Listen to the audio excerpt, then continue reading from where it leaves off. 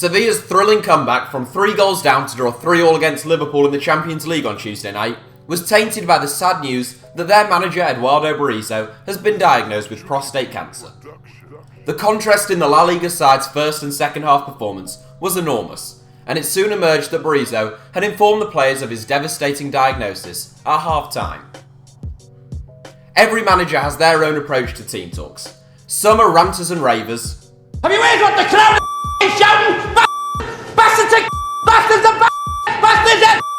they should be. Whilst others prefer something more poetic, like Al Pacino in Any Given Sunday.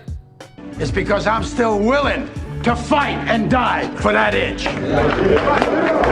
Because that's what living is. Whatever your style though, we're just interested in some of the most famous and noted team talks in the history of the game. Here are 7 famous football team talks. Alex Ferguson versus Tottenham.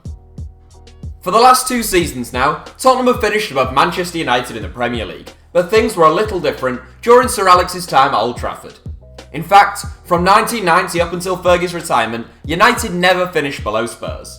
Tottenham weren't a bad team during Ferguson's reign, but they never really competed with his side for the league title. Roy Keane described them as nice and tidy, but we'll f***ing do them.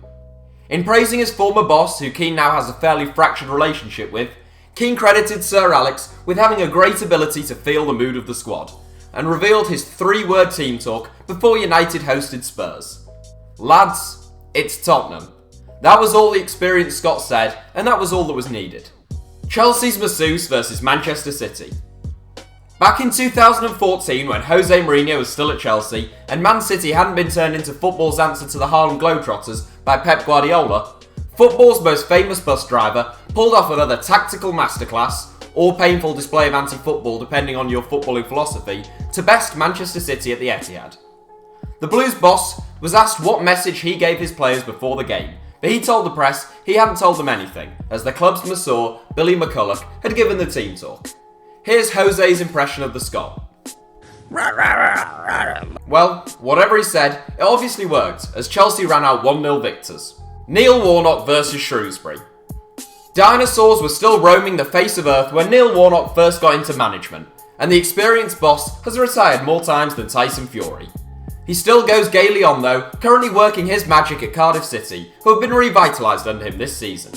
The soon-to-be 69-year-old can be an abrasive character, and his team talks are often colourful affairs. One in particular, in the early 1990s during his time at Huddersfield Town, was recorded and has become rather notorious. With the Terriers trailing 2-0 to Shrewsbury at half-time, Warnock laid into his players. And we've got 2,000 fans getting pissed on over there, and we ain't got as much passion. They lost 2-1. Alex Ferguson versus Bayern Munich. Arguably the greatest manager of all time, Sir Alex Ferguson's hairdryer treatment has become a thing of legend, although the Scot claims he only used it 6 times in 27 years. Despite having 2 entries in this 7, neither of them involved ranting and raving. With Manchester United 1-0 down at half-time in the 1999 Champions League final to Bayern Munich, Sir Alex gave an impassioned speech to his players. He told them, "At the end of this game, the European Cup will be only 6 feet away from you, and you'll not even be able to touch it if we lose. And for many of you, that will be the closest you will ever get. Don't you dare come back in here without giving your all."